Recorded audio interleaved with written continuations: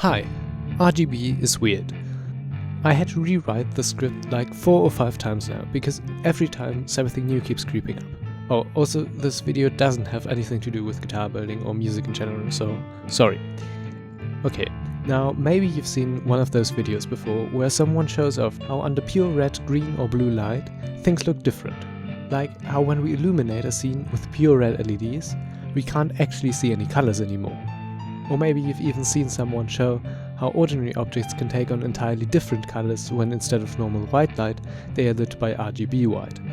But there's something more to that. Something that I haven't seen anyone mention, at least not in this context. You see, while I was recently rewatching Technology Connection's excellent video on RGB lighting, which you should definitely check out after this one, I noticed something strange in one of the shots. In his demonstration, he at one point lights up a whole collection of objects using blue LED light, including a bright red Etch-a-Sketch. And when I saw this, I noticed something strange.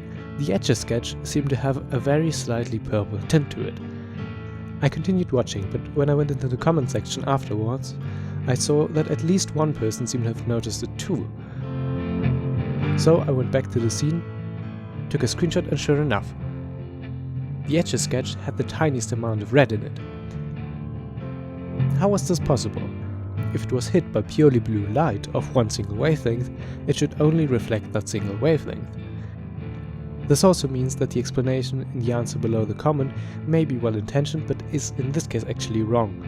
The color of the Etch-a-Sketch isn't some kind of optical illusion, but it's actually there. The camera can see it too. So I set out to recreate the effect. I grabbed an old red plastic box and popped it on top of an LED lamp. To my astonishment, I immediately got the same effect. In fact, the box wasn't just slightly purple, it was red. And it also works with green LEDs. So I started putting all kinds of things in front of my LEDs, and a significant amount of the things I tried acted in the same way.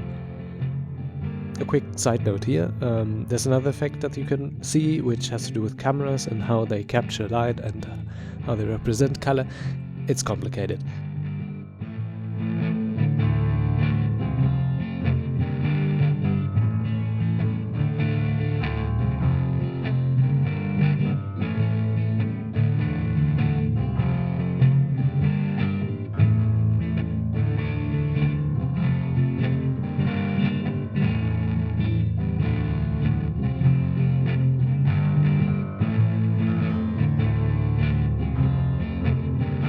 Alright, so at this point I have two explanations for this phenomenon.